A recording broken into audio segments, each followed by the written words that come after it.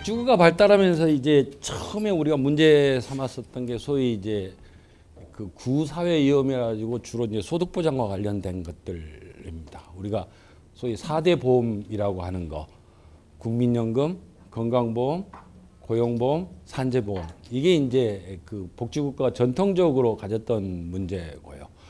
발달하면서 이제 새롭게 나타나는 문제가 이 일가정 양립입니다. 그러니까 여성의 고용 노동과 가족 형성의 조화라고 했습니다만은 뭐 일가정 양립이죠. 그러니까 이게 문제가 된 건 이런 겁니다. 흔히 여성의 사회 참여, 특히 그 고용된 노동에 참여하는 것과 출산율과의 관계는 일상적으로 반비례한다라고 알려져 있죠. 그죠? 다시 말해서 여성이 경제활동에 참가하는 비율이 높으면 높을수록 출산율은 낮아질 거다라는 게 일반적인 상식입니다. 근데 유럽 국가들의 통계를 보면은 이게 반비례하지를 않아요. 오히려 정비례하는 걸로 나타납니다. 다시 말해서 여성의 사회 참여가 높은 국가일수록 출산율도 높고 여성의 사회 참여가 낮은 국가가 출산율로 낮더라라고 하는 게 1980년대 이후 유럽의 통계입니다. 그러면 이 중간을 이어주는 게 뭐냐? 그러니까 얼마나 그 사회가 일 가정 양립을 지원하는 제도, 정책을 많이 가지고 있냐에 따라서 이 두 개가 정비례로 나타나기도 하고 반비례로 나타나기도 한다라고 하는 겁니다. 그래서 현대 국가들이 가지고 있는 게 이 일 가정 양립, 다시 말해서 육아 지원 정책입니다. 대표적인 게 이제 보육 서비스입니다.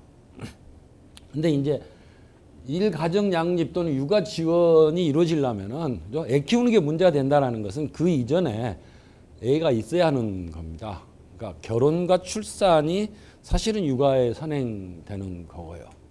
그러니까 문제는 뭐냐면은 여성뿐만 아니라 남자도 남녀 포함해서 결혼과 출산을 포기하게 또는 연기하게 만드는 이유는 뭔가?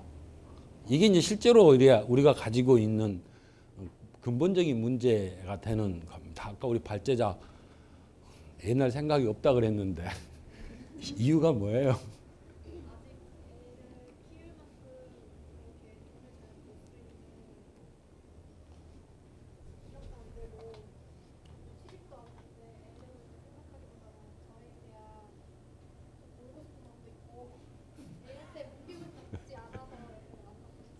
돈, 취업, 또 아이의 부담, 놀고 또 뭐라 그랬죠?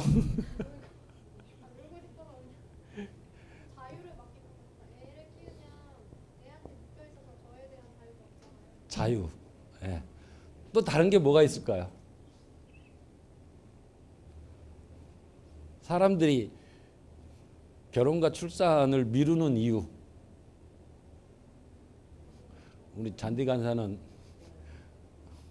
안 하는 이유가 뭔가? 나 솔직히 우리 잔디 간사 나이가 어느 정도 되는지 나 정확히 모르지만은.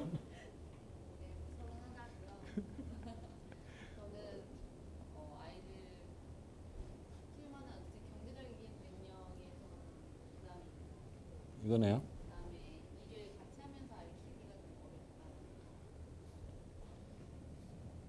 일과 평행. 남자가 문제네요. 참 이런 데 나오면 참 난감합니다. 제가 이 보육 쪽 이야기를 한 게 이제 91년도부터인데, 그러니까 영유아 보육법이 91년에 만들어지고부터 우연한 계기로 했다가 참 청일점인 경우가 무지 많습니다. 이런 데 가면. 요새는 가면 좀 많아요. 많은 게 어린이집 설립자나 원장 중에 남자들이 꽤 있어요. 그러니까 이 사람들 생각은 전혀 다른 거죠. 저하고는. 항상 문제가 되는 게 남자의 인식. 왜 안 하는지 모르겠습니다만. 또 다른 게 있나요? 대개 이게 이 이유가 단가요? 어떻게 도와주면 돼요, 그럼? 어떻게 해결해야죠? 요건 남자의 인식을 바꿔줘야 하고. 근데 이게 잘 안 됩니다. 이걸 어떻게 해요? 돈 줘? 이건 사실 이거나 같은 건가요? 비슷한. 네. 참 이건 같기도 하고 다르기도 하고.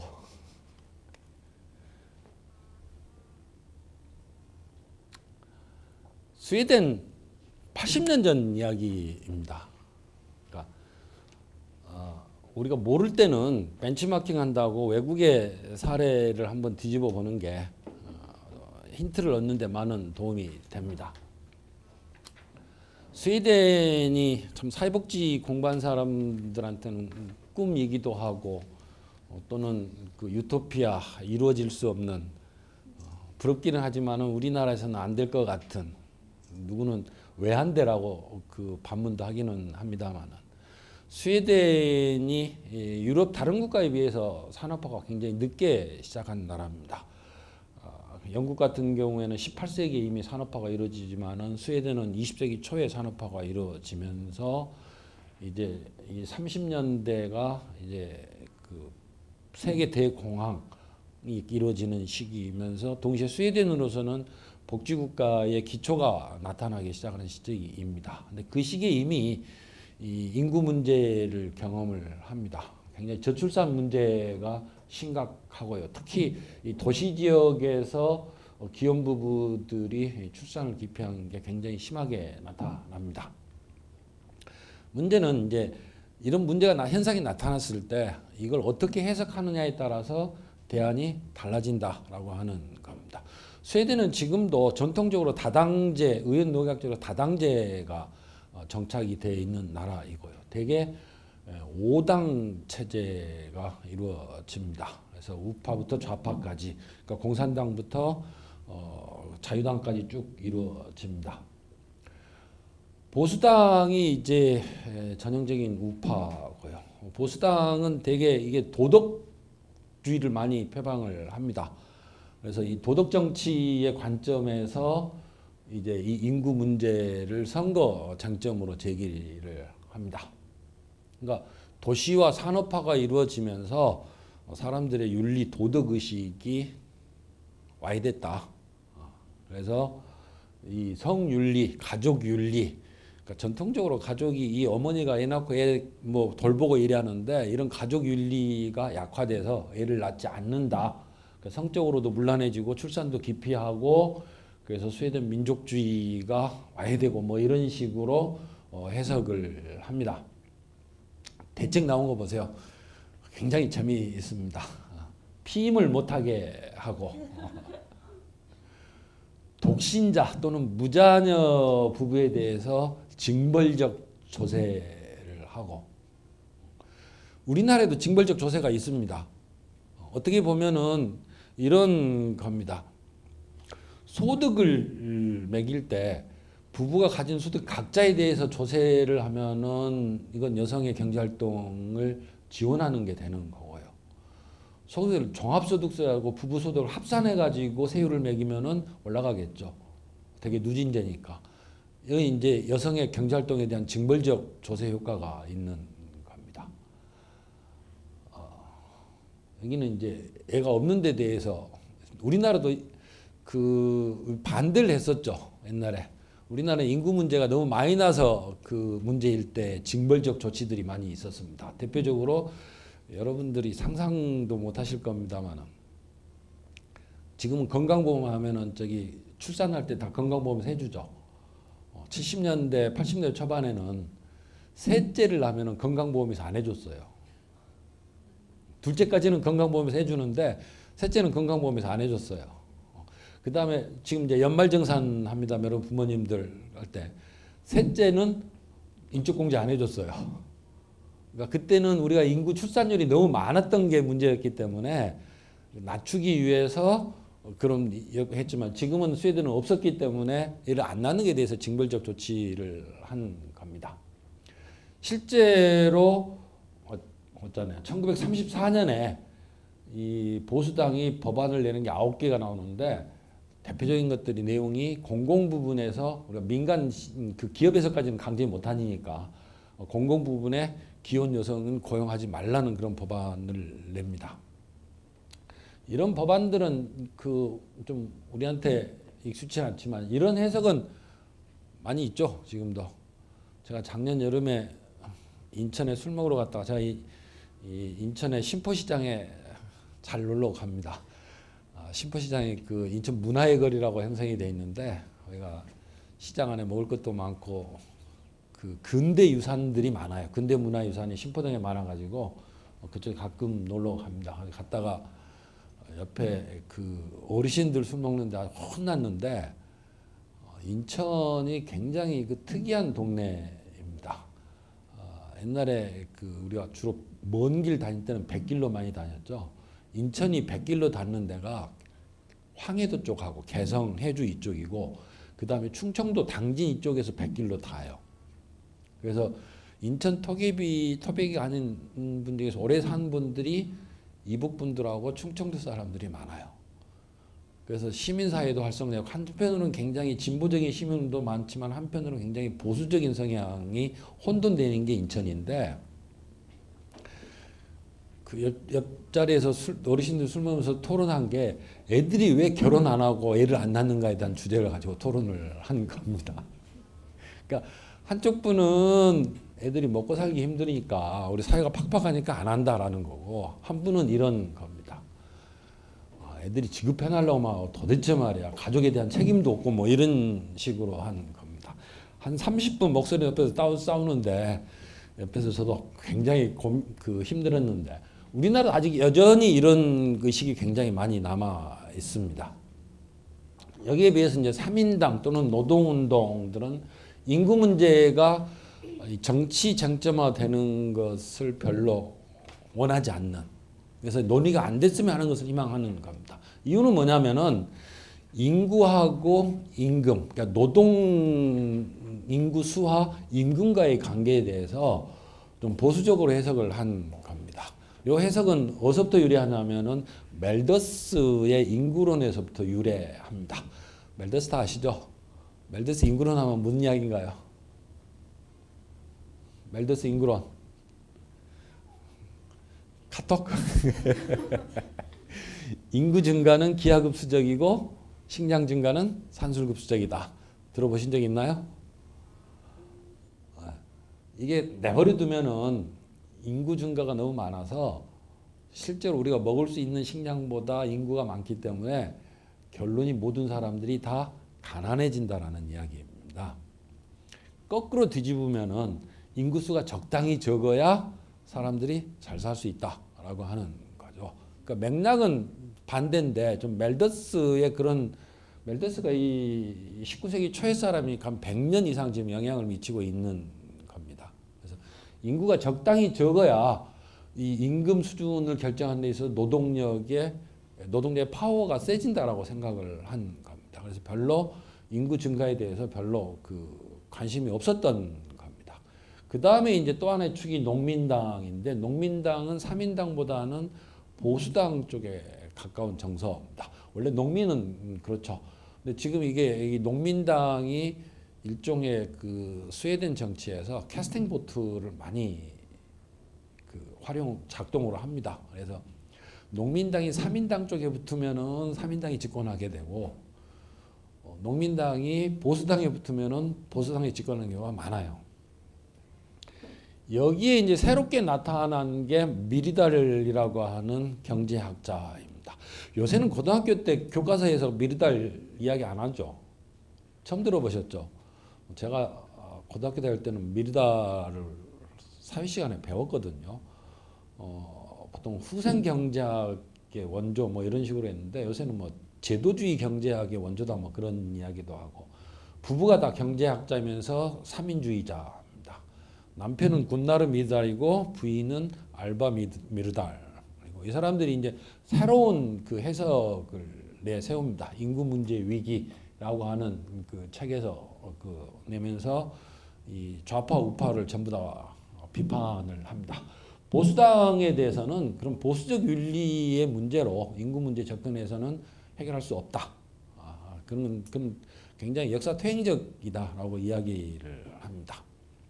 그러면서 또 하나의 이제 비판점으로서 개인의 선택, 개인의 자유, 아까 우리 발제자 이야기한 그 자유 어디 갔어? 여기 있군요. 이게 결혼과 출산을 선택하는 것은 어떻게 보면 여성 입장에서 자기 신체에 대한 선택, 자유의지인데 그걸 무시한다. 단순히 출산의 수단으로만 간주한다라고 비판을 한 겁니다. 그다음에 좌파에 대해서는 인구하고 임금을 그렇게 기계적인 단순히 수가 많다 해서 내려가고 뭐 이렇게 해석할 수 있느냐. 전혀 다른 문제다라고 하고 그 사회가 가질 수 있는 전체적인 산업 생산성, 다시 말해서 인구 문제가 사회에 미치는 장기적인 영향력에 대해서 전혀 고민을 하지 않는 거다라고 비판을 합니다. 그러니까 지금 우리 사회가 가지는 이제 그 쟁점 중에 하나가 소위 요새 오래된 이야기이긴 합니다만은 지속 가능성이라는 걸 이야기를 합니다. 주로 환경 쪽에서 많이 이야기를 하는데 사실은 생산과 인구의 문제도 굉장히 지속 가능성의 중요한 요소이기도 합니다. 왜 그러냐면 어쨌든 우리는 생존을 위해서는 재화를 소비할 수밖에 없거든요. 그걸 얼마나 많이 하나 적게 하느냐는 건 생태주의적 관점은 또 별개의 문제이기는 하지만은 어쨌든 우리가 생계를 유지하기 위해서는 어느 정도의 재화를 소비를 할 수밖에 없는 겁니다. 그건 생산이 이루어져야 하는 거고요. 그다음에 사회 전체적으로 보면 우리 지금 이제 그 노령연금 하셨죠? 연금 문제 했죠. 세대 간의 그 분배 문제가 굉장히 중요한 문제가 됩니다. 그러니까 젊어서는 그 차세대를 어쨌든 부양을 해야 하고 늙으면은 그 차세대로부터 다시 이 부양을 받아야 하고 그것이 개별적 차원이건 또는 사회적 차원이건 간에 세대 간의 부양의 문제는 굉장히 지속 가능성에 영향을 미칠 수밖에 없다라고 하는 겁니다. 70년대, 80년대 우리나라에서 인구 문제 이야기할 때 어떻게 해서 그 자녀 수를 줄이느냐라는 것을 설명을 하냐면은 이거 가지고 이야기를 했어요.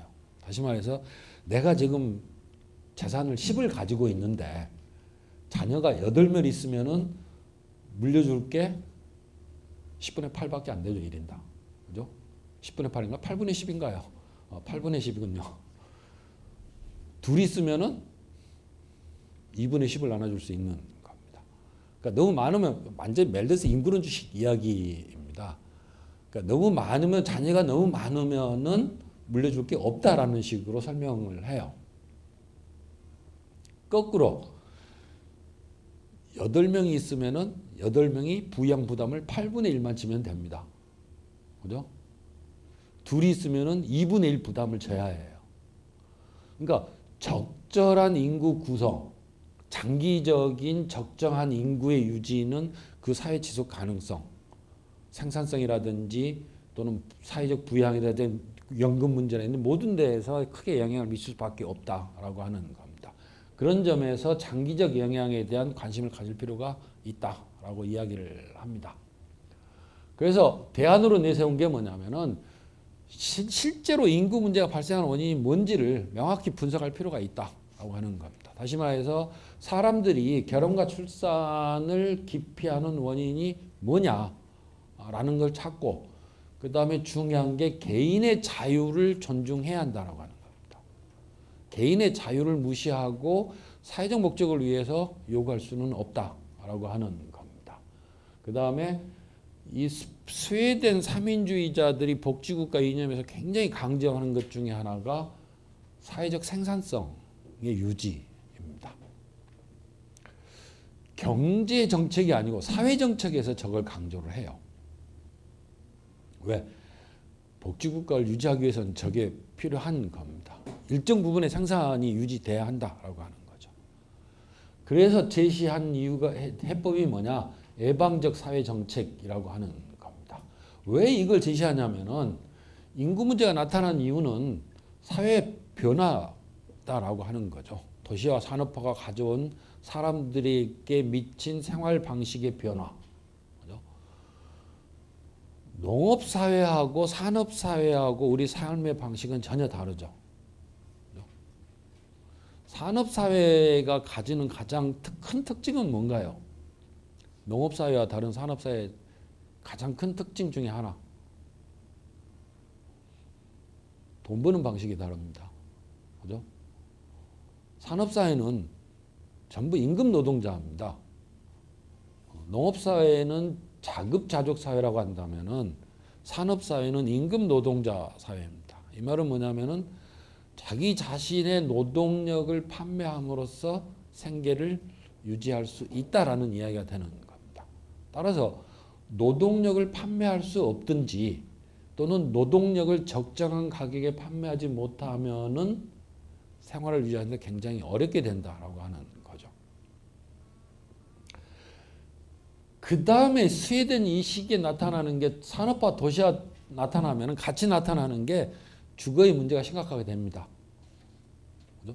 사람이 좁은 지역에 많이 모이게 되면은 당연히 주택이 문제가 될 수밖에 없는 겁니다. 지금 주택 문제가 심각하다고 이야기되는데 사실은 수도권이 심각한 거지 지방 가면 그렇게 심각하지 않아요.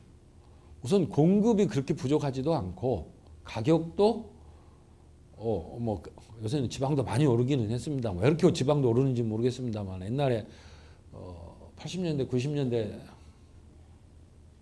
지금은 더 할 것 같은데 옛날에도 뭐 서울에 그 전세 내놓고 지방 가면은 똑같은 크기의 집을 샀으니까 그러니까 이 도시화가 이루어지면서 이제 주택 문제가 심각하게 되고 주택 문제가 심각해지면 같이 나타나는 게 보건 위생 문제입니다. 왜냐하면 사람이 모이게 되면은 수돗물도 필요하고 그죠? 하수도도 필요하고 뭐 이런 것들이 전부 보건 위생으로 나타나는 겁니다. 그 다음에 이제 청년 실업, 일자리 문제 그리고 돈의 문제입니다. 여성의 사회 진출. 스웨덴은 우리하고 좀 달랐던 게 뭐냐면은 이민을 억제하는 정책을 써요. 노동력이 필요했을 때. 우리는 노동력이 부족했을 때 전부 이주 노동자 노동력으로 해결을 했죠. 스웨덴은 전통적으로 민족주의가 강해가지고 이민보다는 국내 노동력을 동원하는 정책을 써왔습니다. 국내 노동력을 동원하는 순위는 첫 번째는 누굴까요? 노동력이 필요할 때 국내 노동력을 뽑아올 수 있는 대상, 계층. 누구죠? 군인이요? 스웨덴은 군인이 없어요. 주부 전에. 청년은 상시 노동력이고요. 추가 노동력이 필요할 때. 농촌입니다. 농촌. 산업화 이루어지면 전부 인구 이동이 이루어지는 게 그겁니다. 1차적으로 농촌의 노동력이 도시로 모이는 거죠. 그 다음이 여성 노동력이에요. 그러니까 여성의 사회 진출이 일어납니다. 그 다음에 이제 주관적 요인으로는 여성들의 도시화가 되면서 산업화가 이루어지면서 이제 인생관의 변화가 일어납니다. 여러분들이 이걸 강조하는 게 그죠? 이걸 강조하는 게 가치관의 변화예요. 그러니까 예전에 여성들한테 꿈이 뭐냐? 뭐예요? 현모양처. 실제로 이제 80년대, 90년대 우리 학교 학생들 그때는 여자 대학이었으니까요. 학생들한테 물어보면은 현모양처가 꿈인 학생들이 있었어요. 그 시기에도. 지금은 전혀 없죠. 거의 없습니다. 전혀 없다 그러면 그건 모르니까 혹시 있을지 모르니까. 지금은 그런 생각 안 하죠. 그러니까 이런 것들이 아울러서 나타난다라고 하는 거죠. 그래서 예방적 사회정책 참 이 말은 지금도 쓰는 겁니다. 그러니까 그 사회복지에서 항상 하는 말이에요. 사회복지만 모두 사회 문제와 관련된 이야기를 하면은 모든 사람들이 아는 게 문제가 터진 다음에 그 해결책을 마련하기 위해서 돈을 쓰는 것보다 문제가 생기기 전에 미리 예방하는 게 돈이 훨씬 적게 든다라고 이야기를 하는 겁니다. 그게 1930년대 그러니까 미리딴 사람이 굉장히 똑똑한 겁니다. 30년대 벌써 이런 이야기를 한 겁니다. 그래서 예방적 사회정책이란 말 그대로 사회 문제가 발생하기 전에 문제 발생을 막는 선제적 정책이고요. 그러니까 구체적으로 뭐냐? 구조적 원인이 뭐냐라는 것을 살펴보고 이걸 제거해야 한다라고 하는 거죠. 그러니까 사회를 개별화된 먼저 개개인의 문제로 보는 게 아니라 구조 전체로 보아서 이걸 전체적으로 관리하는 정책이 필요하다라고 하는 겁니다. 가장 중요한 영역은 역시 이 생존과 재생산, 가족과 개인과 인간과 이런 그 생존과 재생을 맡고 있는 가족과 아동 분야가 가장 중요한 분야다라고 이야기를 하는 겁니다. 중요한 건 그래서 이 분야에서 모든 가족과 여성들이 출산과 육아를 두려워하지 않을 수 있도록 보편적 지원을 행하는 것이 필요하다라고 하는 겁니다. 그래서 실제로 1930년대부터 이런 정책들이 만들어집니다. 근데 중요한 건 뭐냐면은 이 보육은 잘못하면 여성을 굉장히 억압하는 정책이 될 수 있다라고 하는 겁니다. 출산 육아 지원 정책은. 그러니까 지금 스웨덴의 이 1930년대 경험을 보면은 출산과 육아를 지원하는 데 있어서 보육 하나만 가지고 하지 않는다라고 하는 겁니다. 그러니까 예방적 사회 정책이라고 그러면서 아까 이야기 나왔던 주거, 보건, 교육을 전부 망라하는 겁니다. 그러니까 굉장히 포괄적인 정책으로 접근을 하는 게 필요하고, 그 다음에 두 번째는 자유의 문제가 중요하다라고 하는 겁니다. 인간으로서의 존엄성, 생활 방식의 선택, 그죠? 참 이 김자한테 가서 올라갔으니까 왜 결혼 안 하냐고 물어보는 건 사실 어떻게 보면은 에티켓에 그 프라이버시에 어긋나는 겁니다. 며칠 전에 우리 설 지나갔습니다만 명절이 스트레스라고 하는 사람들 많죠. 그죠? 결혼 언제 하니, 취직 어떻게 됐니, 뭐 이런 거 물어보는 거. 저도 이번에 내려가서 왜 그렇게 됐는지 모르겠습니다. 제 조카들이, 이 여자 조카들이 전부 사회복지하거든요. 왜 그렇게 됐는지 모르겠는데 물어볼 수가 없어요. 취직했니? 결혼은 언제? 이거 물어보면 피자 스트레스거든요. 그래서 아무것도 안 물어보고 잘 지내니? 그러고 온 겁니다. 다게 어떻게 보면 이제 선택하고 관련된 문제들입니다. 그 다음에 이 결국은 우리가 남자가 애를 낳는 능력은 없잖아요. 생물학적으로. 결국은 여성의 출산하고 관련된 거기 때문에 이 여성이라는 존재, 여성의 노동, 여성의 자유, 자기 결단, 선택, 이 문제하고 연결된 문제일 수밖에 없다라고 하는 겁니다. 그래서 어떤 관점을 가지냐에 따라서 여성 억압적이고 가부장제를 강화하는 정책으로 갈 수도 있고, 반대로 독립적 인격체로서의 여성의 권리를 극대화하는 방식으로 갈 수도 있고, 이건 선택의 문제입니다. 아까 봤던 보수당의 전통적인 해석에 의하면은 위쪽으로 갈 거고요. 그죠? 우리는 어느 쪽인가요? 우리나라의 정책은 어느 쪽인가요? 이야기하는 것 보면 밑에인 것 같기도 하고, 사회 전체적으로 돌아가는 것 보면 아직도 인 것 같기도 하고, 집에 가서 애나 봐. 직장에서 그런 이야기 하죠. 이게 축복의 말이 돼야 하는데, 그렇잖아요. 집에 가서 애 본다는 게 얼마나 그 축복스러운 일이야 해요. 근데 그게 참 일 못하는 직원들한테 이 비난하고 쫓아내려 쓰는 말이라는 것은 굉장히 이게 억압적이고 가부장제를 강화하는 정책 쪽으로 갈 수 있다라고 하는 겁니다. 제가 중앙정부 보육정책위원으로도 몇 년간 했는데 참 안 됩니다. 안 되는 이유가 뭐냐면은 그 보육은 지금 이제 보건복지부에 있습니다만은 이전에는 여성가족부에 있었고요. 그 이전엔 또 복지부에 있었긴 합니다만은 우리나라의 고위 그 정책 결정을 하는 고위 관료들의 공통된 특징. 다시 말해 중앙부처의 과장 국장급 이상 고위 공무원들의 공통점 뭔가요? 남자. 또 네? 당연히 기성세대죠. 어떤 특성을 가진 남자?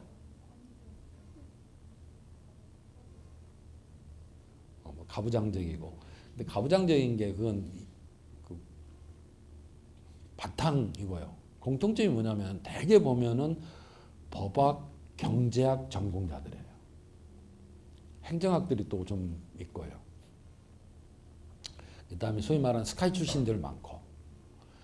이게 남성 중심의 가부장적인 가치가 내재되어 있는 사람들의 공통점, 외형적 특성인 겁니다. 그러니까 이 사람들 이야기해 보면은 집에 가면 남자들끼리 해도 다 해결되는데 뭘 여자를 일시키고 뭐 이런 인식이 아직도 많이 있는 겁니다.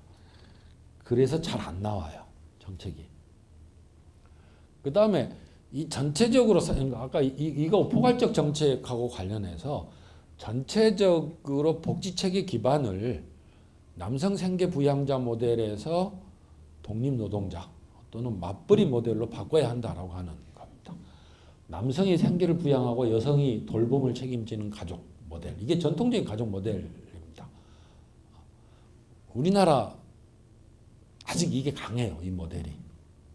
이 모델에서 스스로 생계를 부양하고 스스로 동시에 돌봄을 수행할 수 있는 가족.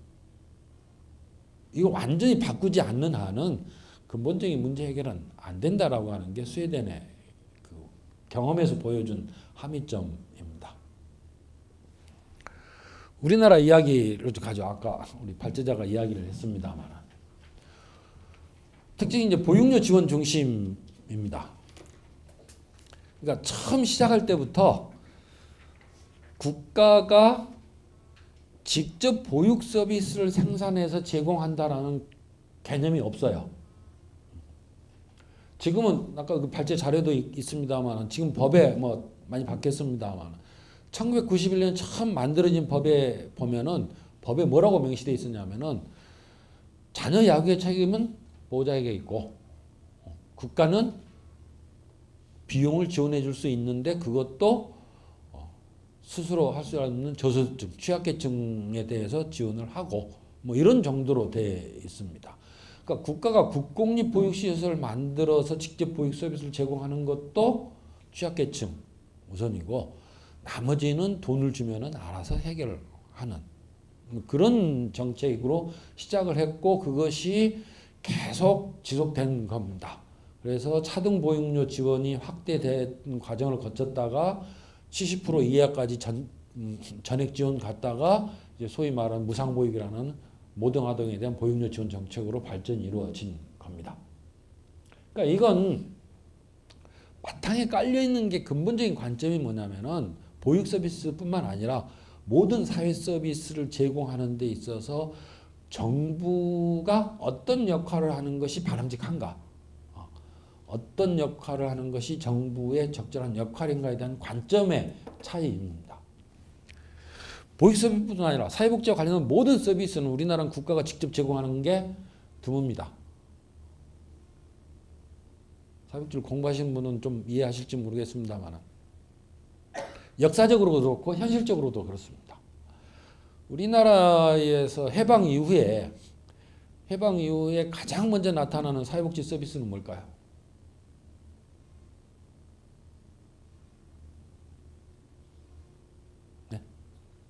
저소득층? 저소득층 아니에요. 물론 그 소위 말하는 외국에 나가 있다가 돌아오는 이제 귀화 뭐 빈민들이 있습니다만 우리나라의 저소득층은 가난은 전통적으로 우리나라는 국가가 해주는 거 아니었잖아요. 가난은 스스로 일해서 벌어먹는 게 우리나라의 해결 방식이고요. 전쟁과죠, 전쟁과. 해방과 6.25인 나온. 누가 했습니까? 전쟁과 하면 해결을. 전쟁과에 대한 해결책 누가 내세웠어요? 예? 민간도 아니에요. 그거 외원. 외국인 선교사들. 그러니까 지금 이제 우리는 지금 이제 보육원, 그러니까 이게 보육원하고 보육시설하고 헷갈리는데 어린이집은 보육시설이고 옛날 말로 고아원이 이제 보육원입니다. 전부 외국인 선교사들이 세웠어요. 목사, 신부 이런 사람들. 지금 우리나라에 있는 그 사회복지기관 중에 가장 큰 오래된 것 중에 하나가 홀트 아동복지회입니다. 설립자가 홀트 목사예요. 전쟁과 입양 사업으로 시작을 한 겁니다. 시작이 외원에서 시작을 해요. 그리고 그걸 이어받아서 전부 이제 민간 부분에서 한 겁니다. 그러니까 기본적으로 정부는 그죠? 정부는 사회복지 서비스를 직접 생산하고 제공하는 것이 적절한 역할이 아니라 비용을 해결할 능력이 있는 사람은 스스로 알아서 해결하고 비용이 부담되는 사람에게만 비용을 지원해 주면은 나머지는 누군가가 공급자가 나오고 그래서 그걸 이용하면 된다라는 게 우리의 생각인 겁니다. 보육도 마찬가지. 돌봄은 이제 기본적으로 가족의 책임이고 그래서 비용이 문제가 되니까 이제 비용을 주면은 비용을 받아가지고 시장에 가서 알아서 해결해라. 민간이 알아서 해라라고 하는 겁니다. 그러니까 시장에 대한 신념 또는 민간에 대한 신념이 굉장히 큽니다. 근데 이 민간이라는 용어를 우리 좀 잘 그 분석을 해야 해요. 여러분들 아직 학생들도 많고 그렇기 때문에 합니다만 우리 김남희 팀장님 뭐 이런 다 우리 NGO, NPO 단체에 있어서 공공에 대해서 민간이 우월한 것처럼 생각을 많이 하거든요. 근데 이때 민간하고 이 사람들이 말하는 민간은 달라요. 그러니까 우리는 공공성을 가진 민간, 소위 민간 비영리예요. 요새 말해서 제3섹터 뭐 이런 걸 이야기하는데 이 사람들이 말하는 민간은 시장이에요, 시장. 우리 보육시설 아까 민간이 그 몇 배? 7배? 7배 아니에요. 거기에 보면 이제 민간 보육시설 단체, 그 다음에 개인이 있거든요. 그리고 그 옆에 가정보육시설이 있는데 가정도 다 민간이에요, 사실은. 법인도 민간이죠. 근데 법인은 이게 법인격을 가지고 있고 그렇기 때문에 공공에 준하는 거고 통상 우리가 민간이라 그러면은 민간 중에 개인 보육시설하고 가정 보육시설 합쳐서 이제 민간 보육시설하고 90%입니다. 그러면 이게 공공이 5%, 아동 수로 따지면은 10% 대 한 80%, 뭐 그런 정도의 차이가 있는 겁니다. 그러니까 공급 기관을 국가가 직접 설립하지 않아요. 전부 민간에. 근데 참 이 보육의 민간은 참 미묘한 아이러니를 가진 그런 존재들입니다. 영유아 보육법이 만들기 이전에는 우리나라 보육이 아동복지법에 의해서 타가소로 시작을 합니다.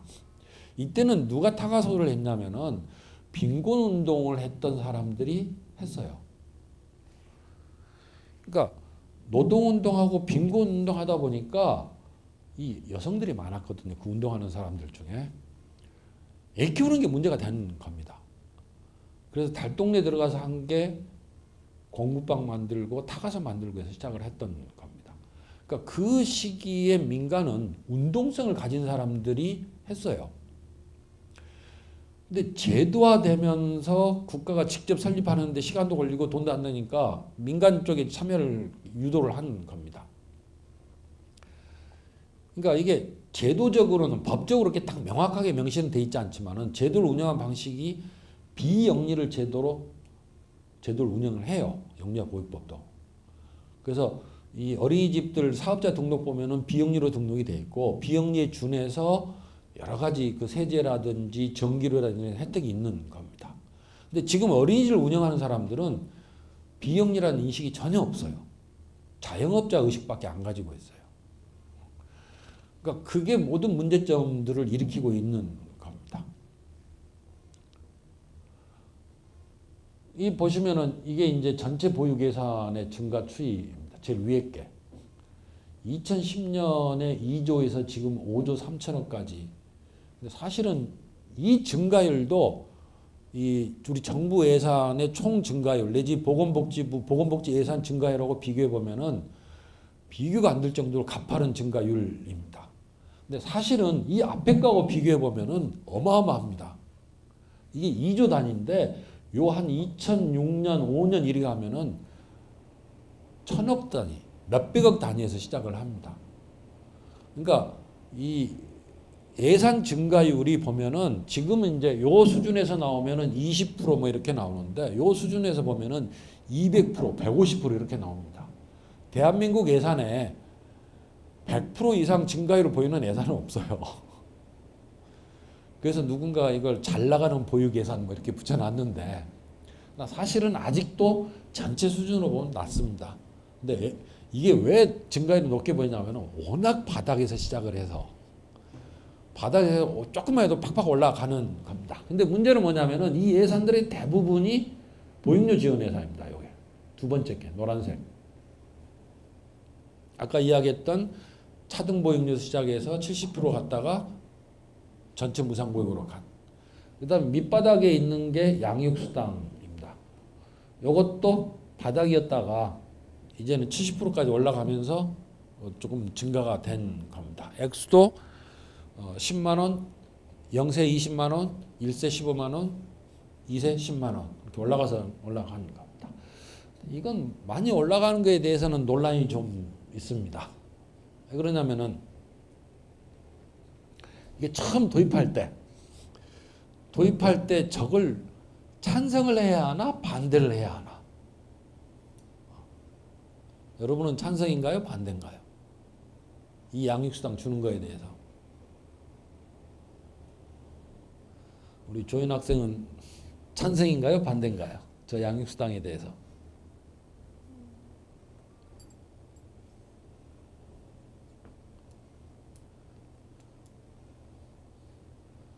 찍어요 그냥.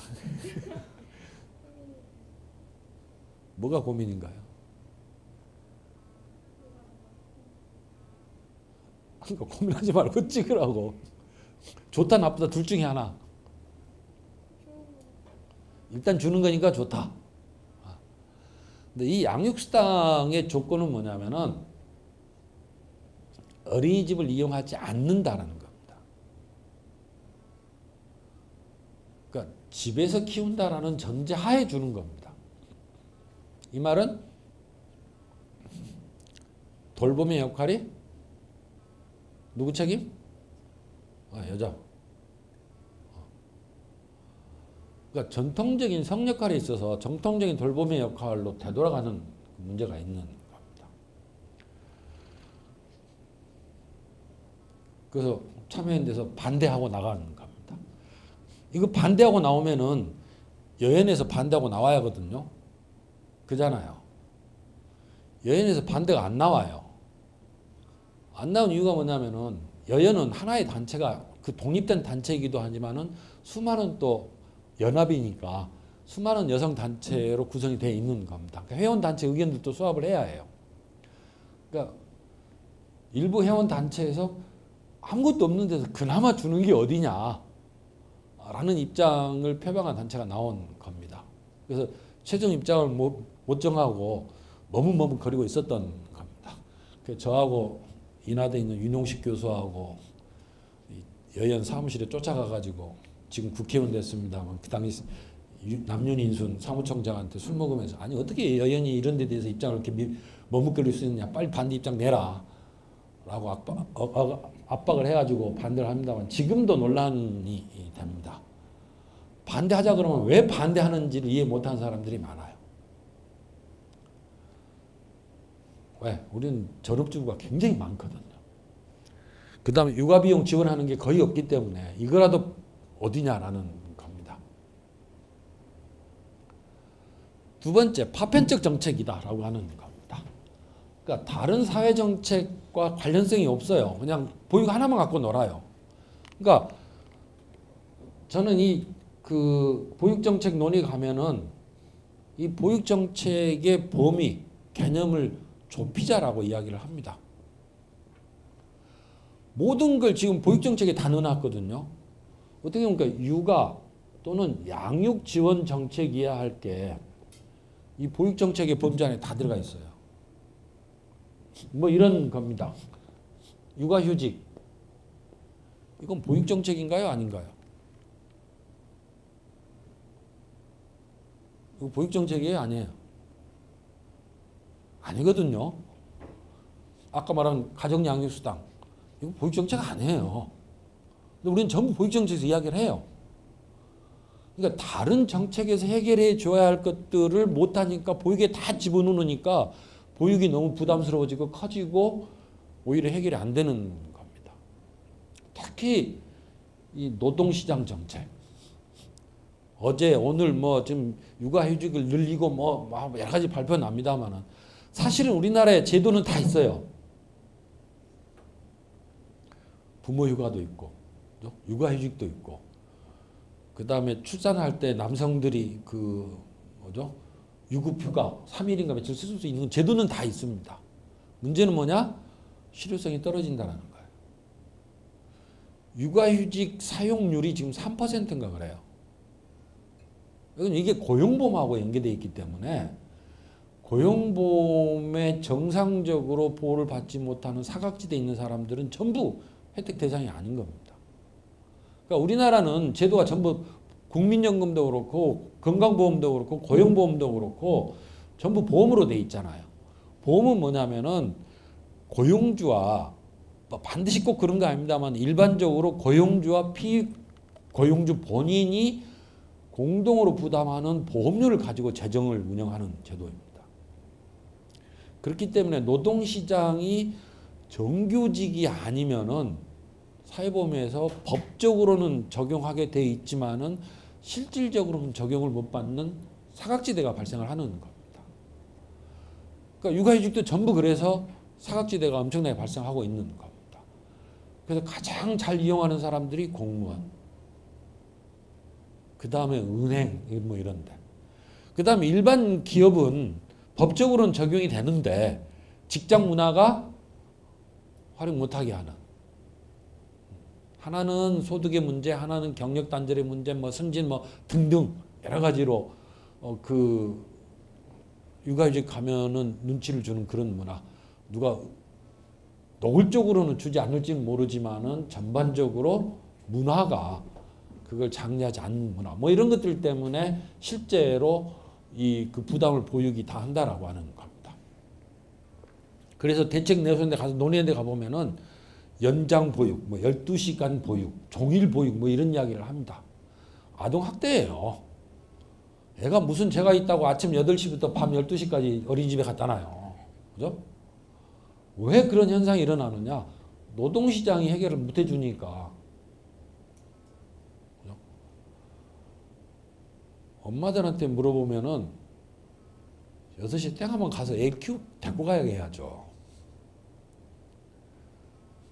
8시까지 는 거, 그거 어떻게 하면은 5시, 6시에 퇴근해서 애를 데리러 갈 수 있게 만들 것인가를 고민 안 하고 어떻게 하면은 어린이집에서 9시, 10시까지 돌볼 수 있게 하는가 이런 논의를 하거든요. 해결 안 나옵니다, 그러면. 그잖아요. 아동학대예요, 그건. 그 다음에 공공성. 이게 뭐가 공공성인지는 고민입니다. 왜? 우리가 공공성 이야기는 무지 많이 해요, 들. 방송의 공공성, 교육의 공공성 뭐 다 이야기합니다. 근데 뭐가 공공성이야? 그러면 답이 없어요. 아무도 정의하지 않고 막 공공성이라고 씁니다. 그래서 뭐가 공공성이냐 그러면 참 대답하기 어렵기는 합니다만 일단 중요한 지표 중에 하나는 돈의 문제입니다. 누가 비용을 부담하는가? 자기 부담이냐, 시장 방식이냐, 아니면 벗어난 거냐라고 하는 거고요. 그 점에 있어서 이 비용 부담에 있어서 무상보육이 우리 보육 서비스 공공성을 획기적으로 높인 건 사실입니다. 근데 그럼 그걸 전부냐? 라고 했을 때 그건 아니다라고 하는 거죠. 어떻게 보면 생산 주체 또는 서비스의 책임성 또는 서비스의 질 뭐 이런 문제가 포괄적으로 고민이 돼야 하는데 우리는 너무 비용 중심으로만 하고 있다라고 하는 겁니다. 그래서 민간 시장에 대한 의존이 너무 과도하고 이것이 영리 현상을 일으키고 그게 뭘 가져오냐면은 아까 비용 부담의 문제를 가져오는 겁니다.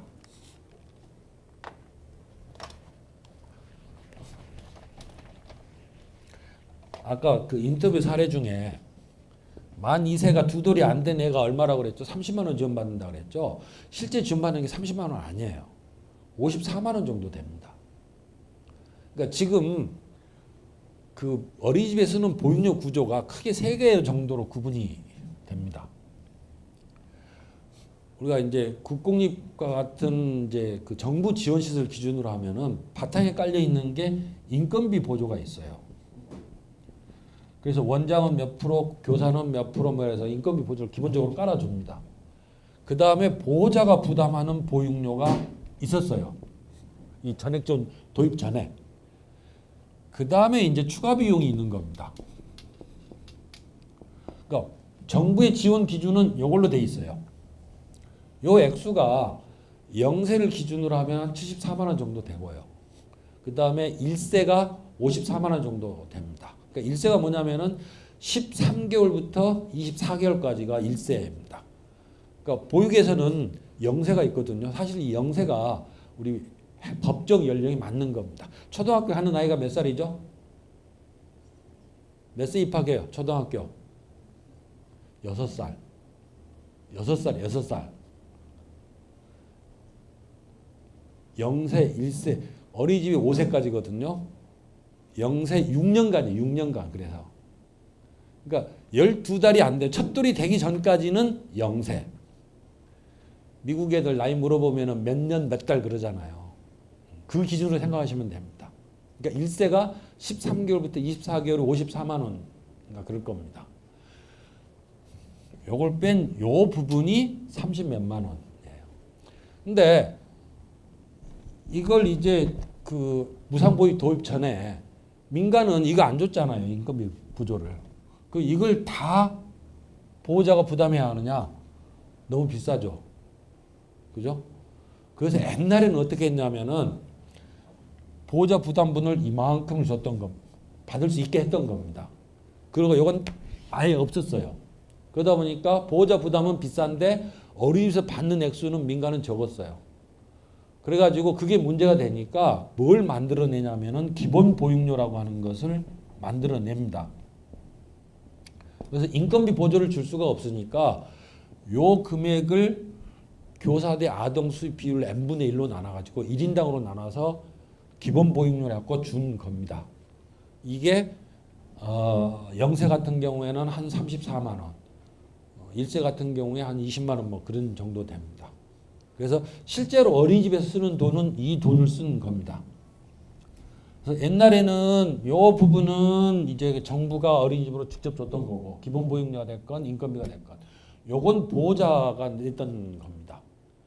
그래서 옛날에는 이게 소득 계층별로 차등으로 내다가 70%까지 전액 지원하고 상위 30%는 본인이 전액 부담하다가 이제는 이것도 전부 다 정부가 준 겁니다. 요건 시설로 직접 주고 요 부분은 아이사랑 카드라 그래가지고 바우처 방식으로 줘요. 그러니까 보호자들이 자기가 보조받는 액수가 요거라고 생각하는데 실제로는 요거 플러스 요거 다 보조받는 겁니다. 액수는. 문제는 뭐냐? 요겁니다. 국공립은 요것만 받아도 남아요. 충분해요.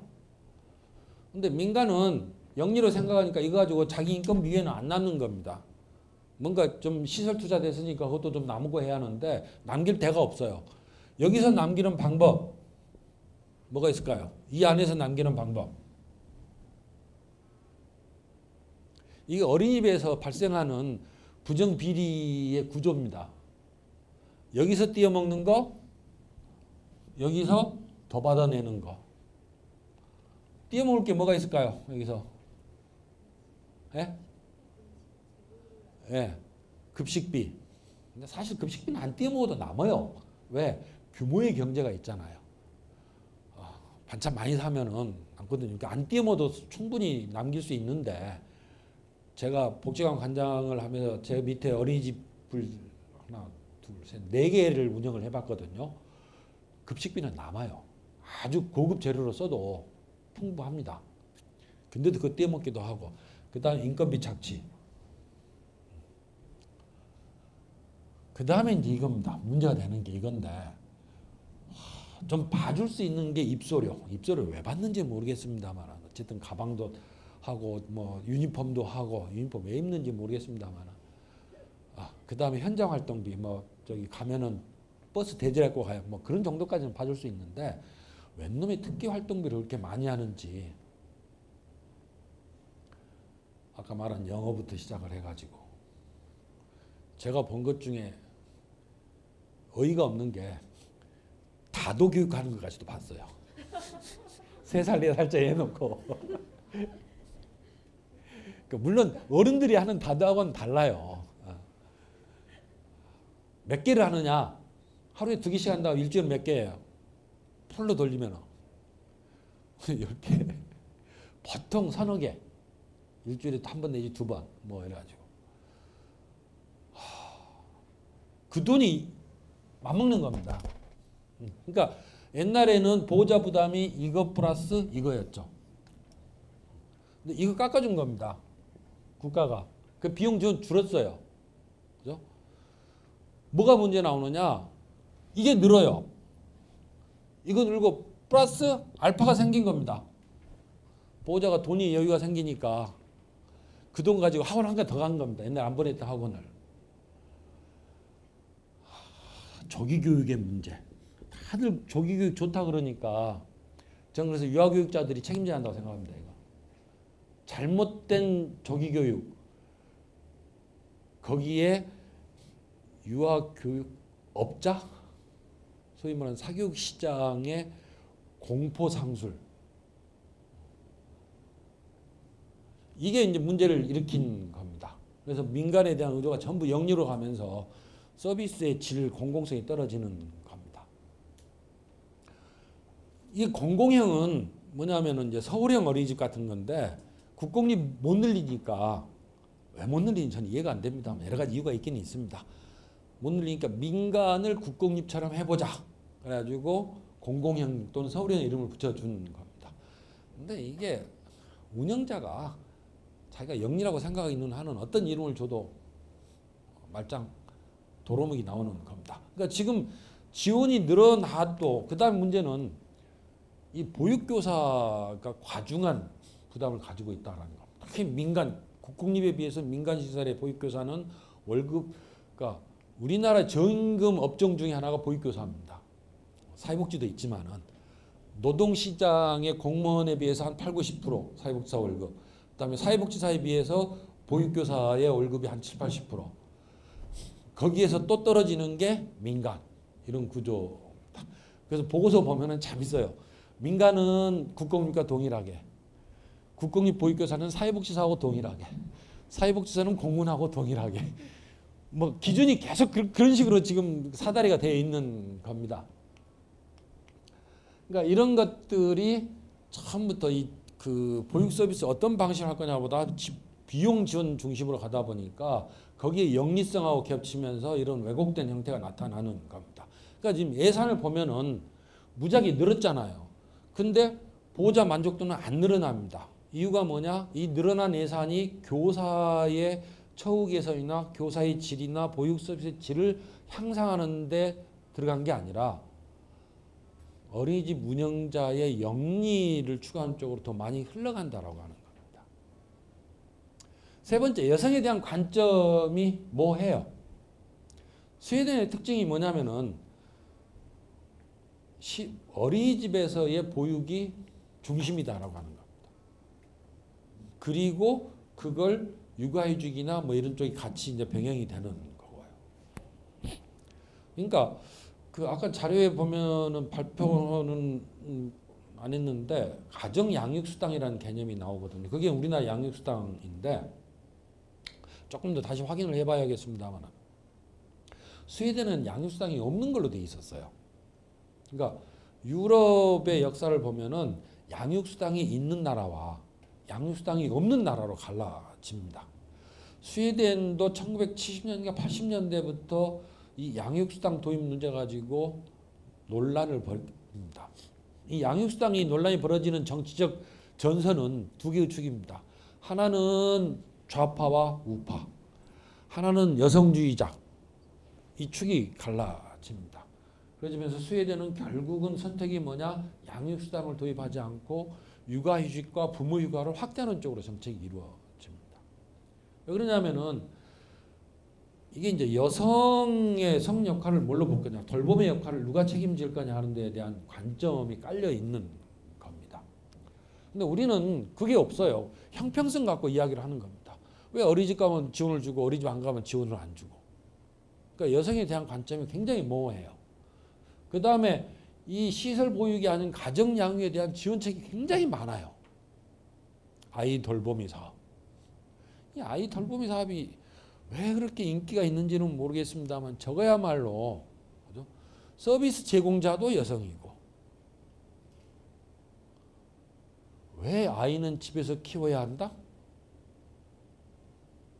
가정은 아이가 자라는 데서 가장 좋은 환경이다. 여러분 어떻게 생각하세요? 아니에요? 왜? 다수가 우리 그렇게 생각하고 있잖아요. 그러니까 어린이집 보내는 것보다 집에서 키우는 게 좋다라고 하고 집에서 누가 키울 거냐? 대리양육자가 있으면 대리양육자가. 1차는 엄마가, 2차는 대리양육자가. 그것도 없으면은 인위적인 대리양육자가. 한 게 누구냐? 아이돌 봄이. 그래서 시간당 얼마. 좋은 일자리냐? 좋은 일자리도 아니에요. 그러니까 결국은 돌봄은 여성이 시장 방식으로 해도 좋은 일자리가 아닌 그저 그런 수준의 여성 일자리. 그게 아이돌 봄이의 정책인 겁니다. 반대하면은 전 반대하거든요. 반대하면은 여성단체에서 왜 반대하는지 이해를 못해요. 제가 어디 지방에 자활, 여성 자활 뭐 이런 여성 일자리 창출 사업 하는 데 가서 비판한 것 중 하나가 저거예요. 자기 실적 이걸 내서 아니 어떻게 여성단체에서 이 사업을 할 수 있느냐. 저게 여성한테 좋은 일자리냐. 아니거든요 결코. 그 다음에 또 하나 독서지도사. 그야말로 코묻음 가지고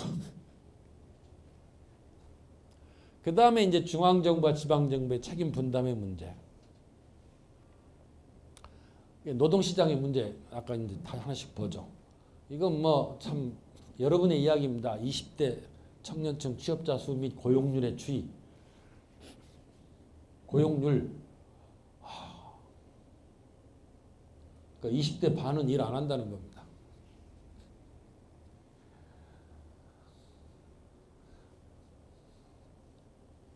수. 근데 수는 좀 줄일 수 있어요. 왜 그러냐면은 모집단 수 자체가 주니까. 연령별로 지금 굉장히 지금 그 수가 인구수가 다르거든요. 지금 30대 중반 초반 요 인구가 어떻게 보면은 참 어떻게 보면 축복받은 연령이고 어떻게 보면은 저주받은 연령입니다. 왜 그러냐면은 제 세대가 전후 베이비부머 세대거든요. 50년대 초중반부터 50년대 말. 우리 58년 개띠 이야기 많이 하잖아요. 그가 그 베이비부머 세대 마지막이거든요. 근데 이 세대는 전후 베이비부머 세대라 고생도 했지만 사실은 1970년대 경제 부흥기에 경제활동을 했던 연령층이에요. 그래서 경제성장의 혜택을 많이 본 연령층입니다.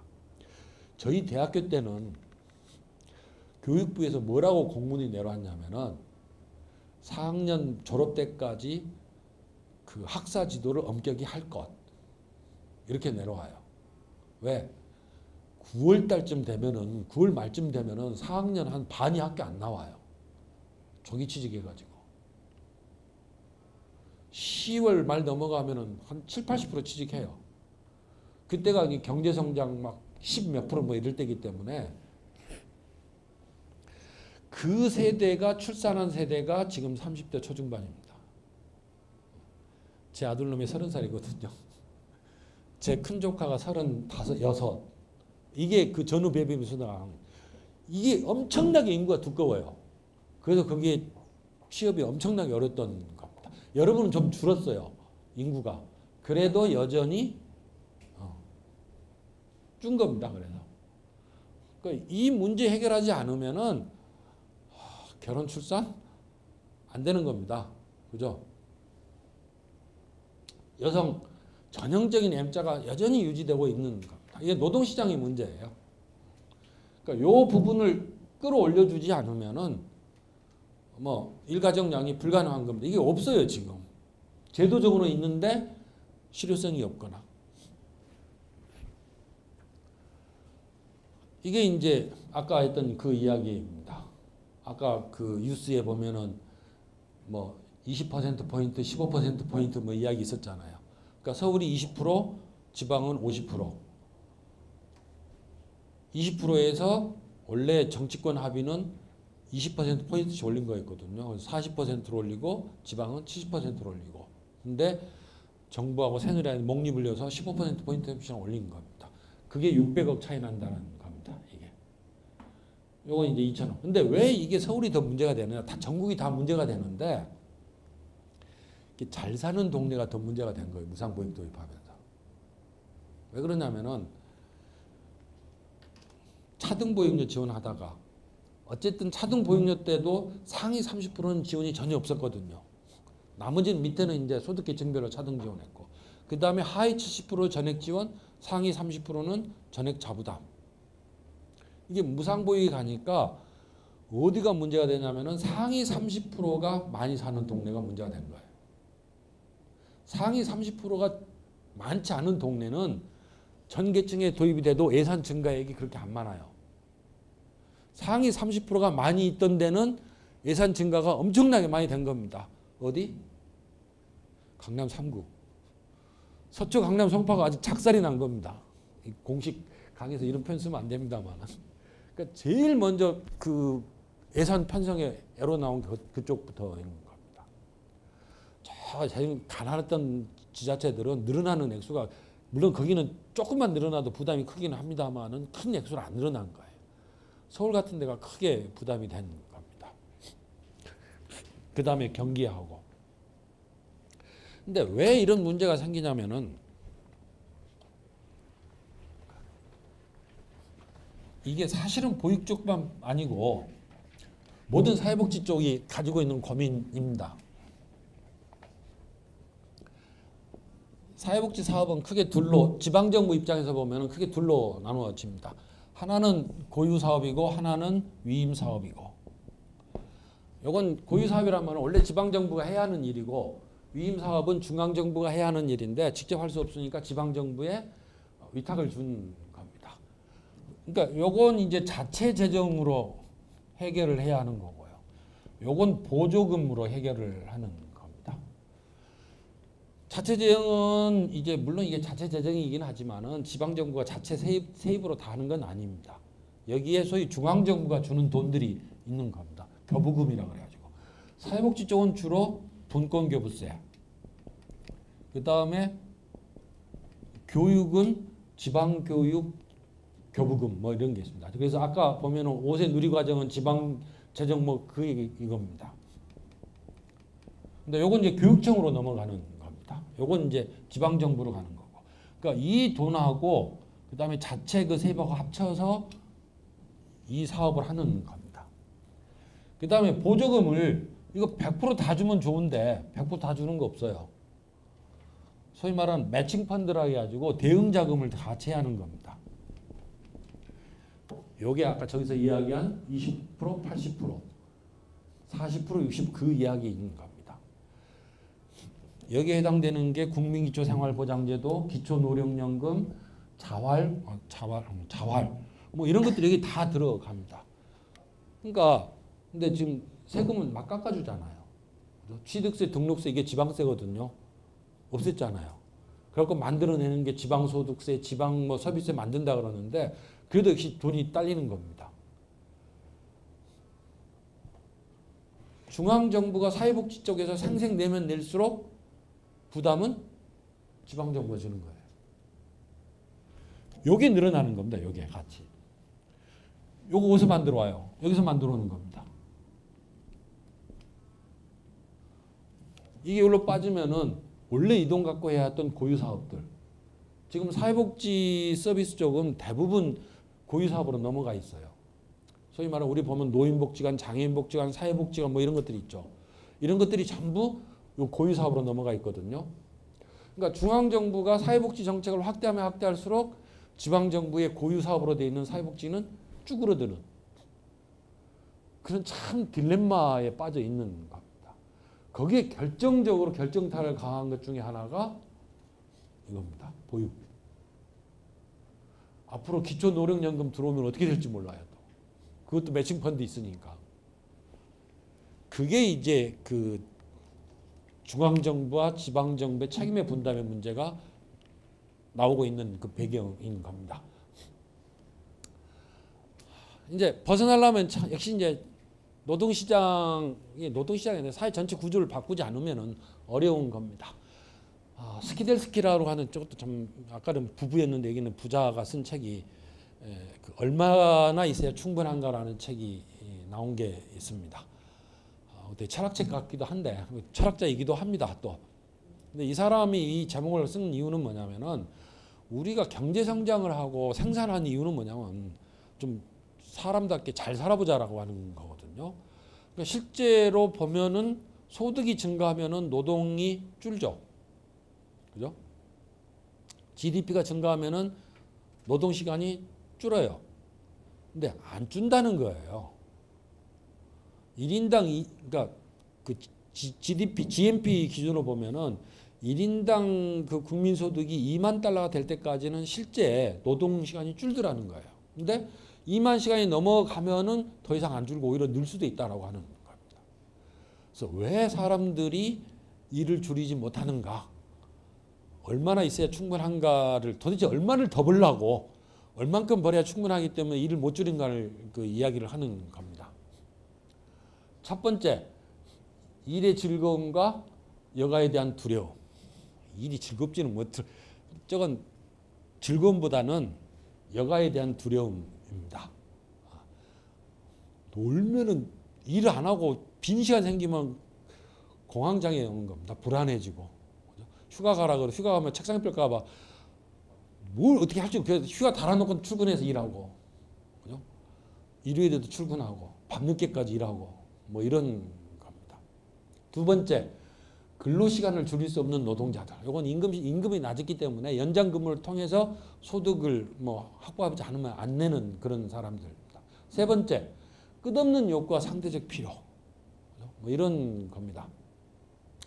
요새 우리 저기 그 캠핑이 유행이죠. 그죠? 캠핑 가려면 뭐가 필요해요? 텐트, 장구 이게 필요합니다. 사갖고 가려니까 사야 하잖아요. 살려면 돈이 더 필요하지 일을 합니다. 샀어요. 가서 보니까 내 옆에는 더 좋은 거 갖고 온 거예요. 바꿔야죠. 또 일해야 합니다. 결국은 여가를 즐기는 게 아니라 일하고 소비를 즐기는. 그래서 이 사람은 우리의 삶을 일과 소비에 중독된 삶이다라고 표현을 합니다. 저거 벗어나야 한다라고 하는 거죠. 우리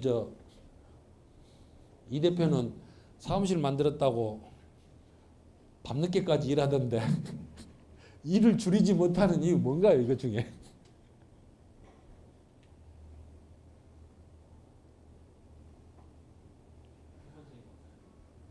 예? 세 번째? 뭘 얼마나 더 좋은 걸 쓰려고. 여가에 대한 두려움이 아니고. 우리 팀장님 어느 건가요?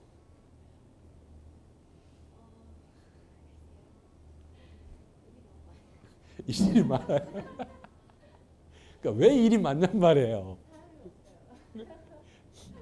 돈의 문제군요. 그래서 이 스키델스키 부자가 내세운 건 뭐냐면은 도대체 왜 우리가 사느냐. 사는 목적이 뭐냐. 좋은 삶이라는 걸 이야기를 해요. 그러니까 좋은 삶을 위해서는 그러니까 저걸 제 식대로 표현하면 잘 먹고 잘 사는 겁니다. 굉장히 중요한 문제잖아요. 이걸 그 액센트를 잘못 넣으면 욕이 되는데 굉장히 중요한 문제입니다. 우리한테. 잘 먹고 잘 사는 거, 좋은 삶. 어떤 게 좋은 삶인가는 이 책을 읽어보시면 뭐 사람마다 다르기 때문에 그래서 사회가 기본제를 제공하는 게 필요하다라고 이야기를 합니다.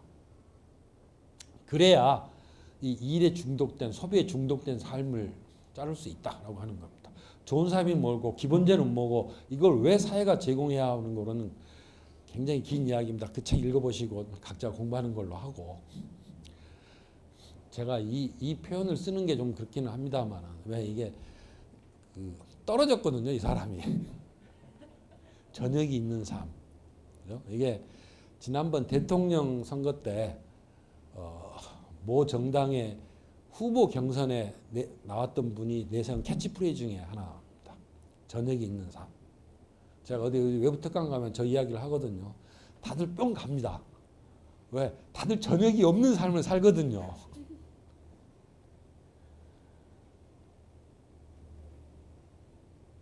당시 정치부 기자들이 대선 후보 중에 내세웠던 캐치프레이즈 중에서 가장 좋은 거였다라고 이야기를 합니다. 저게.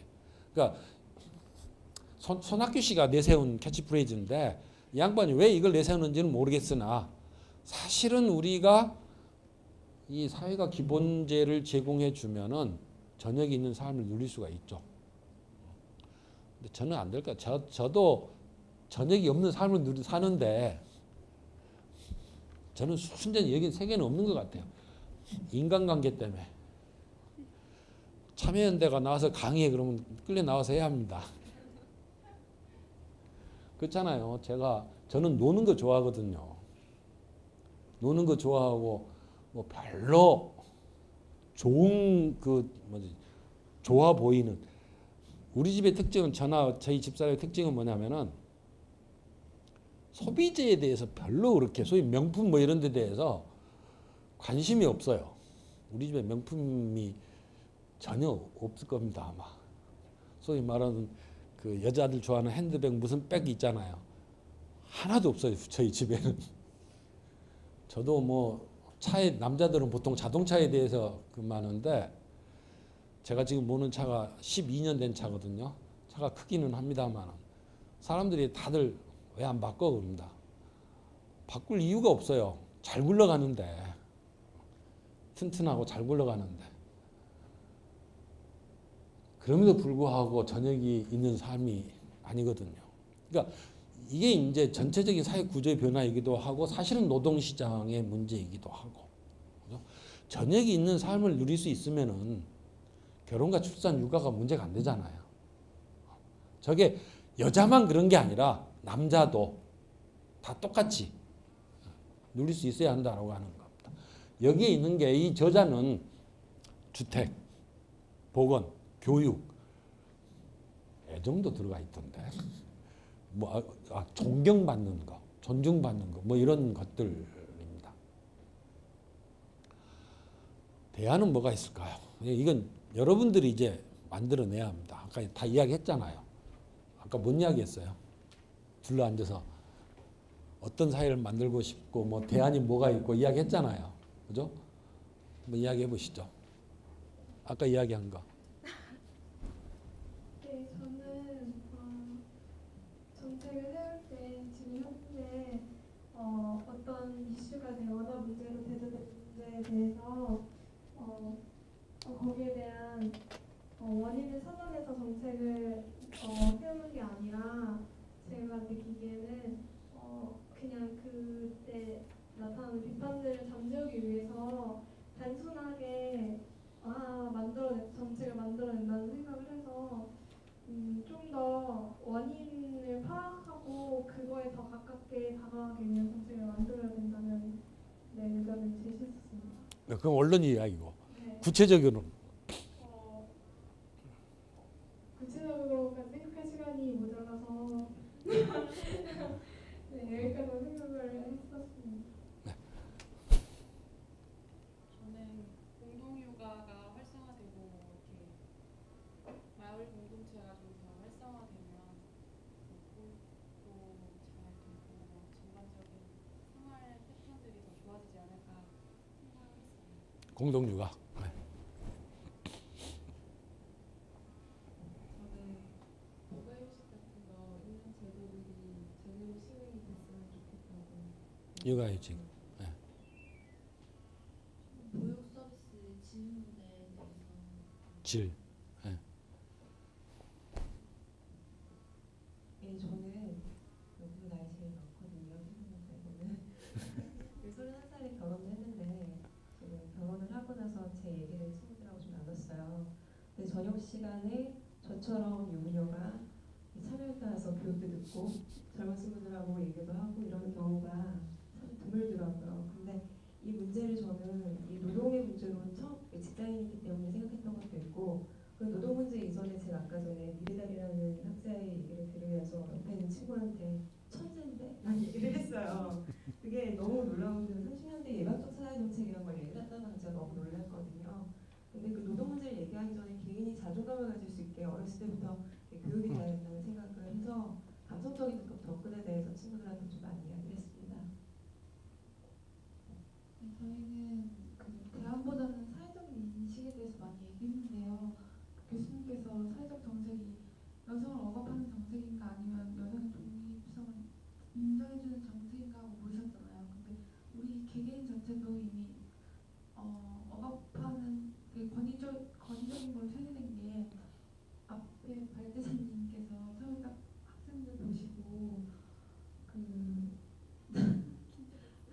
아니 이거 뒷사람을 하는 건 아니고 사실 제 그냥 이 앞에 계신 분이 말씀해 주신 건데 이 말씀 들으니까 막 딱 머리가 깨더라고요. 발대사님께서 여기 보육 정책인데 여성분들이 다 여성분들이어서 참 존재가 이렇게 말씀해 주셨는데 사실 왜 이게 여성의 문제인지 그런 말을 했다는 것 자체가 우리가 이미 되게 권위적인 사고를 갖고 있다는 거잖아요. 그리고 저는 동영상을 보면서 느꼈던 게 스웨덴 거기서는 3세 이하의 아이들이 어린이집 가면 딱히 교육을 받지 않고 그냥 밥 먹고 이런 모습이었잖아요. 근데 프랑스.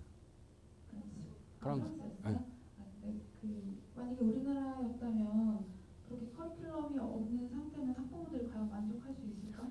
완전 다 노발대발하고 그리고 내가 돈 내서 들어간 데인데 말씀하신 것처럼 다도교육 이런 거 시켜 만족하는 게 우리나라는 이던데 뭔가 학부모 개개인의 어떤 인식도 좀 개선돼야 되지 않나 그런 생각하게 됐습니다. 앞으로. 네, 저도 아까 교수님이 말씀하셨다시피 제도는 굉장히 우리나라에 많은데 제대로 시행되고 있는 것이 별로 없다고 하셨잖아요. 그래서 육아휴직 같은 제도를 우리가 선택할 수 있는 게 아니라 좀 의무화를 시켜가지고 반드시 육아휴직은 필요한 것이고 이렇게 나눴으면 좋겠다는 생각이 들었습니다.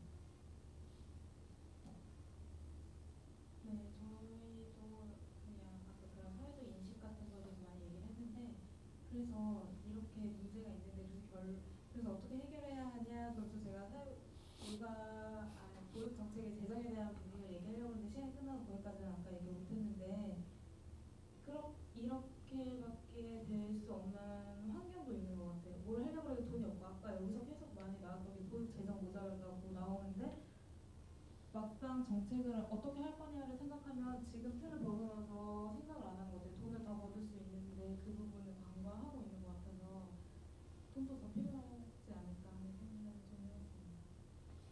그쪽은 안 가도 되죠? 거기까지 가면은 갑자기 스트레스 받을 것 같아서. 사실은 우리가 상상할 수 있는 대안들은 이미 다 나와 있는 거거든요. 외국의 사례도 있고 우리나라의 기존 정책도 있고 문제는 뭐냐면 이제 선택의 문제인데 그 선택하는데 어떤 영향력 또는 어떤 변수가 더 영향을 미치느냐라고 하는 겁니다. 그래서 우리가 원하는 걸 만들 때 어떻게 하면 우리가 원하는 걸 만들 수 있을까? 이게 이제 우리가 고민해야 할 문제이고요. 제가 이제 이 참여연대 활동을 하면서도 그렇고 또는 이제 참여연대 활동을 하면서 참여연대 추천 몫으로 그 보육정책위원으로 참여를 했는데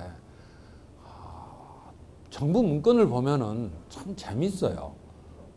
그게 그 보육 쪽만 그런 게 아니라 다른 사회복지 서비스 쪽도 마찬가지인데 현안에 대한 분석, 현재 상태, 원인에 대한 분석은 정부 문건도 보면은 크게 차이가 없어요, 우리하고. 근데 나온 결론을 보면은 왜 그런 결론이 나온지는 이해가 안 되나.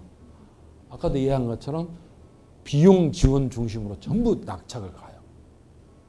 그러니까 민간을 활용하자라는 쪽으로 전부 그 귀책이 되는 겁니다. 왜 그런지는 모르나 참 굉장히 뿌리 깊은 인식이 밝혀 있고 그걸 이제 벗어나지 않으면은 어렵다라고 하는 겁니다. 그러니까 뭐 국공 비용은 지금 이제 5조 4천인데 스웨덴이 GDP 한 3% 쓰거든요. 육아 지원 정책에. 우리가 지금 이제 한 1%, 그래도 굉장히 많이 는 겁니다. 다른 나라에 비해서 많이 증가한 거고요. 문제는 이제 재정을 늘리는 것도 중요하지만은 이 재정을 어떤 방향으로 쓸 것, 지출할 것인가 라고 하는 것도 중요한 문제다라고 하는 거죠. 그런 점에서 공공성을 어떻게 확보할 것인가. 한편으로는 서비스의 질, 서비스 질을 올리기 위해서는 단가 올려야 하거든요. 이런 겁니다. 아동 1인당 교사 15대 1. 그러니까 보육교사 한 명이 15명을 본다? 4살, 5살짜리? 또는 1살짜리를 한 명이 5명을 본다? 이거 불가능해요. 이거 더 강화시켜줘야 하거든요. 다시 말해서 1대3을 1대2 정도로 해준다라든지 1대15를 1대10 정도로 한다라든지. 어린이집에서 아동학대 나타났는데 친엄마도 1시간 동안 따라다니면서 뭐 해줘 하면 짜증나고 한 대 패는데 보육교사라고 짜증 안 나겠어요. 전부 돈이에요. 이게. 그러니까 기준을 강화하면서 비용이 늘어날 수밖에 없고요. 근데 이 비용이 어떻게 투입될 수 있는 그 경로가 있는가라고 하는 것들을 우리가 좀 고민을 해봐야 하고요. 이 바우처 제도 지금 이 과연 현금 지원 방식이 적절한가? 사회 서비스에서는 이걸 이 현금으로 줄 거냐, 현물로 줄 거냐 하는 게 굉장히 중요한 선택의 문제입니다. 이건 가치 판단의 문제이기도 하고요. 그래서 이걸 지금 같은 식으로 하는 게 적절한가? 일본 보면은 스웨덴도 마찬가지입니다만 일본이 보면 굉장히 보육 쪽에 있어서는 본받을 게 꽤 많아요. 일본 보육 시스템을 보면은 학부형들이 개별 어린이집을 직접 찾아가지 않아요. 아동상담소나 보육정보센터 가서 신청하면 됩니다. 그럼 거기에서 물론 거기도 그렇기 때문에 웨이팅 리스트가 있고 뭐 불만도 있지만은 거기서 우선순위에 따라서 보내줍니다. 보육료도 또 역시 어린이집에 직접 안 내요. 구에다 내요. 구에서 어린이집에 아동수 해가지고 그게 맞춰서 돈 주는 겁니다.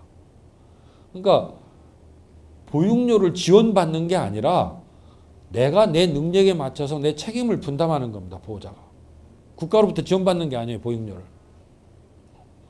국가는 부모 능력에 맞춰서 적정한 비용을 수납을 해서 그거하고 정부의 책임분하고 합쳐서 주는 겁니다. 그래서 지자체에 따라 다르긴 한데 심한 경우에는 학부형 부담률이 전체 비용 중에서 20% 미만인 지자체도 있어요. 그러니까 우리는 무상보육이기 때문에 그런데 일본은 아직도 차등보육료거든요. 중앙정부 후생성 기준은 8단계예요. 소득계층이. 근데 지자체에 따라서는 32단계로 구분한 데도 있어요. 세분하면 세분할수록 지자체 부담이 늘어나는 겁니다. 그 다음에 그 교사 대 아동 수의 기준도 중앙정부 기준하고 지방정부에 따라서 자체 기준 가지고 하는 데도 많아요. 그러니까 이건 돈을 어떻게 쓰느냐의 문제이거든요. 그 다음에 아까 말씀드린 우리 사회 전체 구조의 변화, 인식의 변화, 남자들 왜 그런지 모르겠습니다만 사실 그 점에 있어서는 저는 뭐 할 말이 없습니다. 이런 인도와서 이런 이야기하면 참 낯뜨거운 게 우리 세대는 여성주의란 말 없었거든요. 우리 공부할 때는. 그러니까 들어본 바도 없고 배운 바도 없어요. 그러니까 우리 세대가 나 여성주의자야 그러면 그 거짓말입니다. 그러니까 저는 전형적으로 집사람이 그 전업주부로서 육아에 전념을 해줬기 때문에 제가 이런 나와서 떠들고 뭐 이런 건데 그래서 할 말은 없기는 합니다만 그게 바뀌지 않으면 참 어렵다라고 하는 겁니다. 마무리를 이제 지어야 합니다. 시간이 너무 길게 갔는데 복지국가에 관련돼서는 고전적으로 쓰이는 게 정치의 논리다라고 하는 겁니다. 정치의 소산이며 정치의 미래다. 이 말은 뭐냐면은 현재 우리가 가지고 있는 복지의 모습은 과거 정치의 결과고 현재 정치의 결과에 의해서 미래의 모습이 만들어진다라고 하는 겁니다. 우리는 정치는 정치인들이 하는 건데 그거 아니에요. 우리가 하는 게 정치입니다. 핵심 논리는 뭐냐? 시장의 논리와 정치의 논리 사이의 투쟁의 산물입니다. 저기에서 정치의 논리가 이겼을 때 사회복지가 발달하는 겁니다. 왜?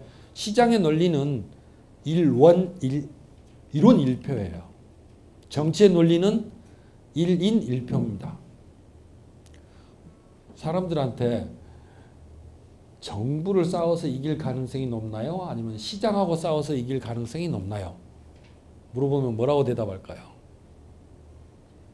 시장이 만만해? 정부가 만만해?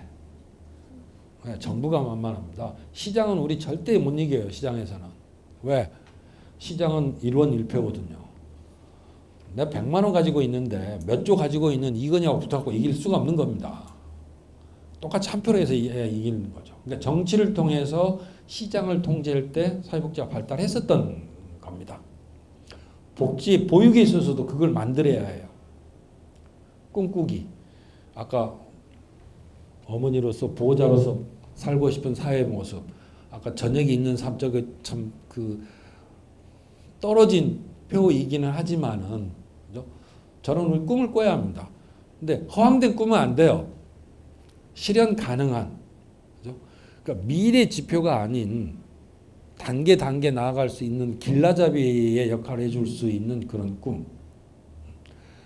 막스주의가 이론적으로 참 호응을 받으면서도 현실적으로 영향을 못 미치는 게 미래 꿈은 있는데 현실에 뭘 할 거냐고 없었거든요. 그러니까 보육 서비스 또는 일가정 양립을 위해서 필요한 정책들에 대한 꿈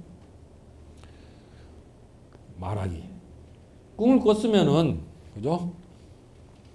계속 표출을 해야 해요. 우리의 요구가 이거다라는 걸. 그렇지 않으면 그게 정책에 반영이 안 됩니다. 누가 그러던데 정치에서 권력은 말하는 것에서 시작된다. 민주주의도. 학교가 민주주의를 말살하는 것은 말을 못하게 하는 것에 나타난다. 여러분 학교 다니면서 제일 싫은 게 뭐였죠? 쓸데없는 소리 하지 마. 그죠? 질문하면 바로 자르고.